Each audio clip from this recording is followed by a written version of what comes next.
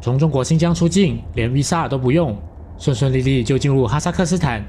火车上的我们，心情只能用一个字形容：爽。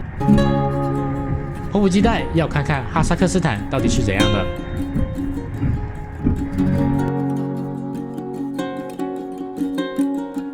上一集的视频中，我们从上海跨越了差不多6000公里，从中国新疆边境来到阿玛提，哈萨克斯坦的旧首都，也是最大的城市。中文名叫做阿拉木图，和阿玛提的发音有相当大的差别。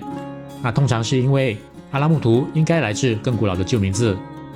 这就跟中国被西方叫做 China， 在俄语叫 Kitai， 都是类似的原因。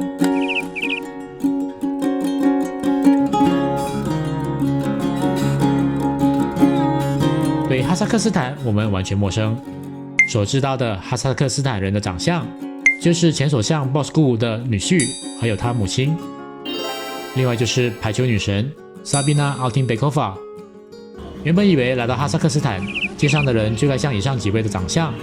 结果完全不是。走在街上，像上面几位那种完全东亚脸孔的，怎么好像只有一半，反而更多的是各种各样的欧亚混血儿。金头发蓝眼珠却亚洲脸的也有，黑头发黑眼珠却欧洲脸的也有。总而言之，从欧洲特征到东亚特征之间的任何一种组合都能见到。原来因为种种的历史原因，哈萨克斯坦有将近140种民族，除了主体民族哈萨克族占了73%以外，第二多的还有15.4%的俄罗斯人，第三是乌兹别克人，第四多的是维吾尔人，也有大概28万人左右，其他还有朝鲜人、乌克兰人、维伊兹人、东干人等等等。彼此间的共同语言是俄语，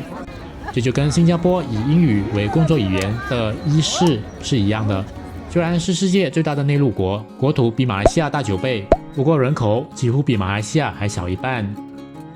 哈萨克人、乌兹别克人、维吾尔人、东干人都是信奉伊斯兰，所以哈萨克斯坦是一个以穆斯林为主的国家。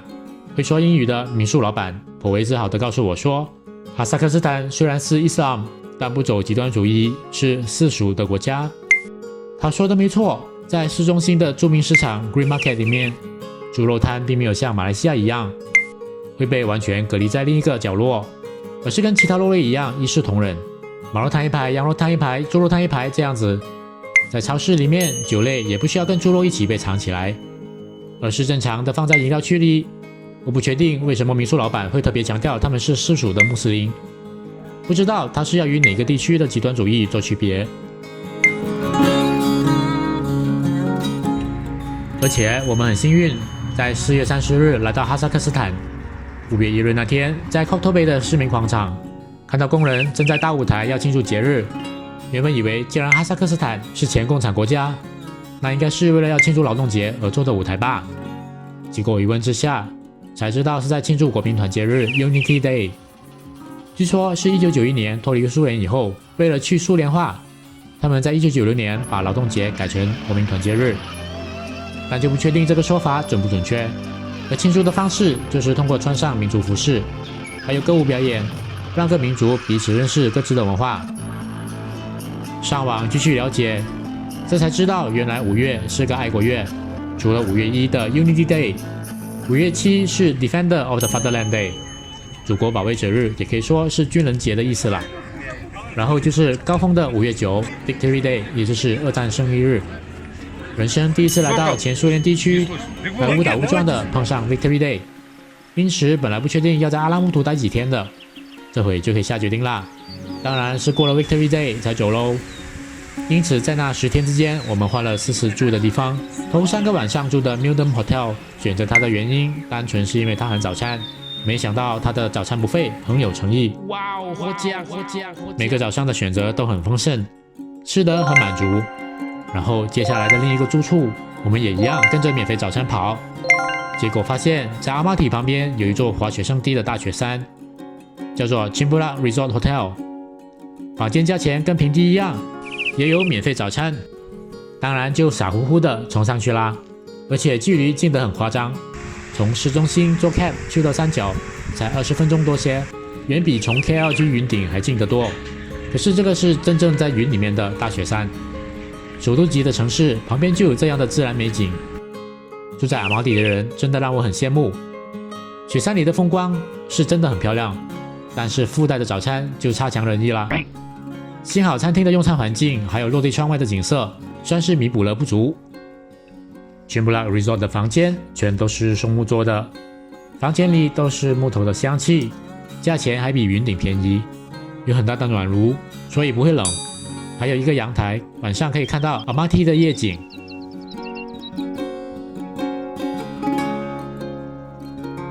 山上下来以后，又换了2次民宿，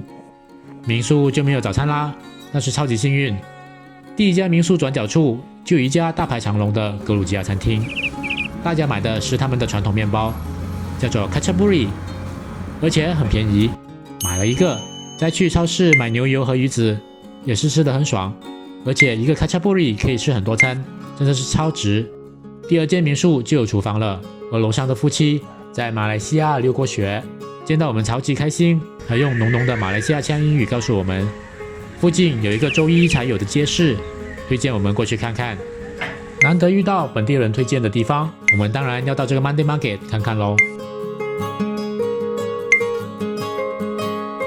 我们在这里喝 Kwas 是一种低酒精饮料，是用发酵的面包做的，我都叫它做中亚凉茶。然后也买了一些馕，再到超市买一条 sausage 和鸡蛋，就这样最后几天的早餐就解决啦。以后我们会做一集，把我们在阿拉木图的开销和住处，还有所碰上的最大的问题，以及吃过的食物，还有最值得买的纪念品，分享给大家。不想错过的朋友，请别忘记给我们点个赞，然后订阅我们的频道哦。第38天，我们从阿拉木图机场坐飞机飞回西安，从西安坐火车到阿拉木图，全程不停的话，约需要4天，飞回去却只要4小时半，跟马来西亚飞到香港的时间差不多。回到西安机场就直接坐巴士到西安北站，先把下一个目的地的车票买了，再找一家便宜的酒店，结果住到了安远门，是西安城墙外的一个住宅区，距离火车站虽然10公里，但是没关系，可以坐地铁，并没有多大的不便。隔天早上还到街坊邻里的早餐店来一顿肉夹馍加羊肉泡馍的西安早餐，特意把车票买在中午，就是为了早餐要来这样一顿。吃饱喝足以后，我坐上了西成高铁，西安成都高铁。当时也才刚开行5个月，这条高铁路线把中国2个在国际上最出名的旅游城市西安还有成都的距离大大缩短。看完了西安兵马俑，就可以去成都看熊猫，所以对游客来说，这是一条非常好用的路线。早上塞了满满1肚子的西安羊肉，西成高铁4个半小时的行程，刚刚好肚子又饿啦。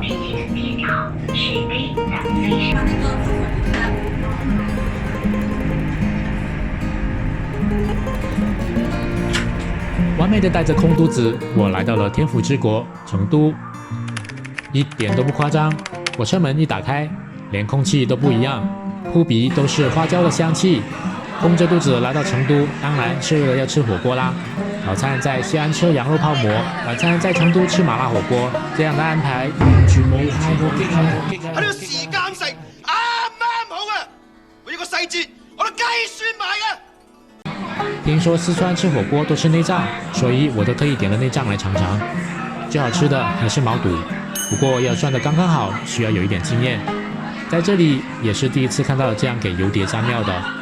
之前在新加坡牛車水也常約朋友去吃四川麻辣火鍋，但是就從來沒有見過這樣的油罐子。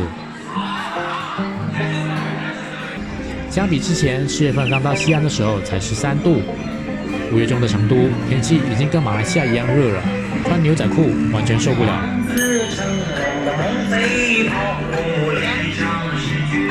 去過了文化老街、寬仔巷子，我們就換個地方，住到了春熙路附近的青年旅社。春熙路是一條購物街，奢侈品大牌聚集的地方。抖音上面很多美女路人的那個地方，就是春熙路上的太古里，一個用中式審美去建造的購物村。太古里這裡的商鋪實在很漂亮，吸引了年輕人聚集，應該可以說是成都的潮流地標了。除了现代购物，成都当然有深厚的历史遗迹。武后祠可以说是最具代表性，因为是纪念三国时期的诸葛亮的庙。但是这座庙之所以在这里，是因为诸葛亮的君主刘备的墓，还有祭祀这座墓的汉昭烈庙就在这里。虽然不确定墓里面是不是真的有刘备的尸骨，不过根据官网介绍，这3座建筑是真正，至少从大约公元480年开始就已经存在在这个地点了。所以这里已经有1600多年历史，而且估计这1600多年以来都是观光名胜。当然，现在看得到的建筑并不是1600年前初建的样式，现在的建筑是以清康熙10年的改建为基础而保存下来的，里面有很大很舒服的中式园林。今天的武侯祠是三国文化纪念馆，除了诸葛亮和刘备、张飞、关羽，还有其他三国英雄都在这里有一席之地。而武侯祠旁边有一条商业街，叫做锦里，据说跟武侯祠一样老，所以也是1000几百岁的商业街。根据史料记载，因为诸葛亮鼓励生产蜀锦，然后外销来提高蜀地收入，生产锦的作坊就在这条街上，所以得名锦里。除了公元3世纪的诸葛亮推行的蜀锦出口，茶叶也在成都的古代贸易中占有极大的一部分。除了丝绸之路，还有另外一条古贸易路线叫做茶马古道。丝绸之路以丝绸为主，而茶马古道就以茶叶和马匹为主要贸易商品。从云贵高原用马匹运来的茶叶会从成都进入青藏高原。从 Google Map 里面可以看到，四川省西半边就是青藏高原，成都平原的形成也跟西藏高原息息相关。所以成都是进入高原的入口处，茶叶就从成都由马帮通过山路进入藏区。因此四川省内也有藏族自治州。在四川省博物馆里面，我看到了这个藏族法器嘎巴拉碗，是一个人头骨做成的碗。看到这里，马来西亚的观众朋友应该也懂了，这个藏语的嘎巴拉会是马来语中的嘎巴勒吗？马来语中的嘎巴勒是头部的意思，用人头做成的碗叫做嘎巴拉，是巧合吗？要是有懂藏文的朋友知道藏语中头部是怎么说的，或是嘎巴拉碗的嘎巴拉是什么意思，麻烦留言告诉我哦。所以懂得马来语在看跟印度文化有关的文物的时候，偶尔也会有这样的小发现。在成都的最后2天，我们的晚餐都去了在旅社对面这间叫做涛林的川菜馆。因为每天都看到有很多本地人在排队，所以我们也跟着一起排，真的很不错，所以连续光顾了2天。有去成都玩的朋友可以去尝尝，尤其这道沸腾鱼，香气扑鼻，而且价格也不贵。浅浅地体会了天府之国的闲逸，我们继续往南。在旅途的第44天，我们前往下一个城市。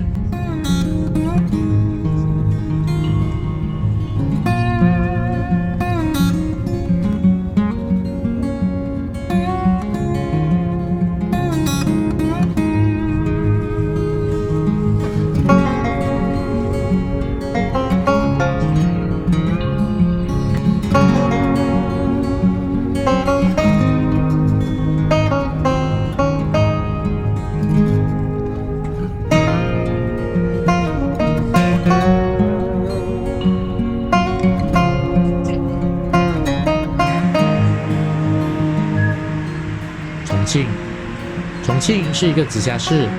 人口有3200万，以人口计算是世界上最大的城市。重庆在长江上游，跟武汉类似，也是一个两江汇流的地方。嘉陵江在这里与长江合并，同样的也成就了一个物流枢纽。在两江汇流的这个地方叫做渝中半岛，在最尖尖的这里有个古城门叫做朝天门。现在在这里有一个重庆来福士，其实就是新加坡人都很熟悉，由80年代著名建筑师贝聿铭先生所设计，于1986年开业。从地铁 City Hall 站出来的那个购物中心 Raffles City，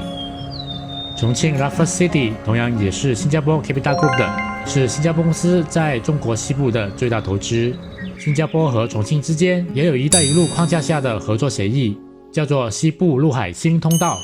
中心重庆战略性互联互通示范项目启动第4个年头，进入了一个新阶段，包括4个中国省级政府在内的多个新伙伴加入，共同发展重点的陆海新通道项目。贸工部长陈振声说，是时候探讨更深层次的合作了。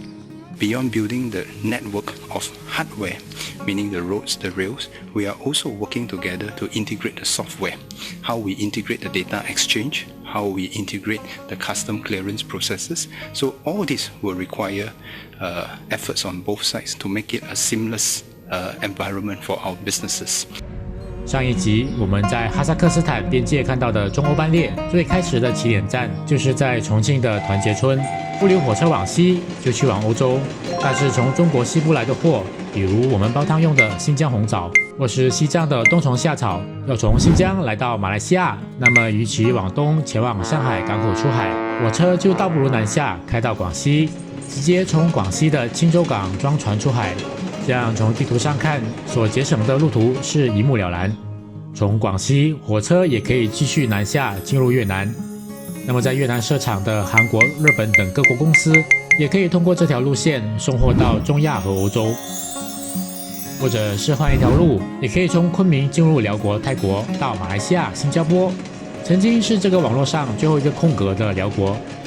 随着中老铁路的启用，如今也已经补上了。所以有时候我们在淘宝上面买东西，如果你有留意路线的话，那些包裹很多时候是跑陆路来到马来西亚和新加坡的，所使用的就是类似这样的路线啦。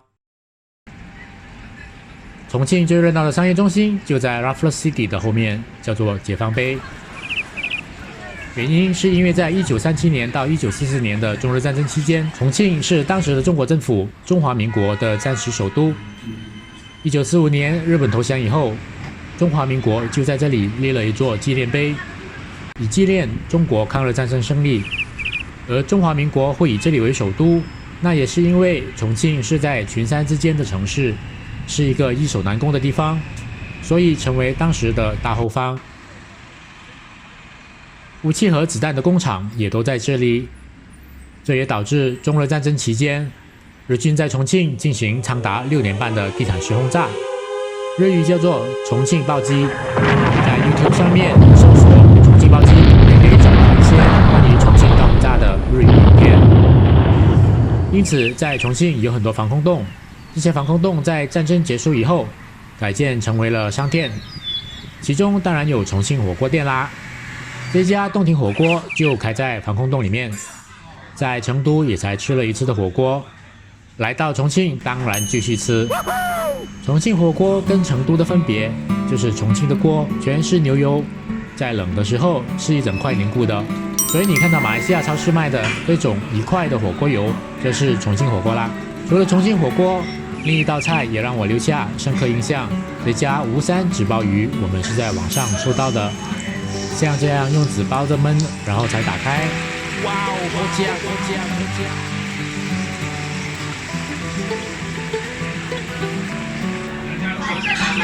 可惜5月中的重庆实在太热了，热得我这个马来西亚人都不敢出门，所以在重庆5天也没去到什么地方，就一直都在渝中这边而已。如果有对重庆比较熟悉的朋友，到重庆还可以去哪里玩或是吃，可以留言介绍给大家吗？这个时候我们还没有决定要走哪条路回马来西亚，如果走泰国就要去云南，如果走越南就要去广西。如果你觉得这一期的视频对你的旅游行程有帮助，请记得给我们一个赞，然后点击订阅和打开小铃铛，分享给你喜爱旅行的朋友们，一起关注我们的频道吧。接下来的行程我们下一集再继续说吧。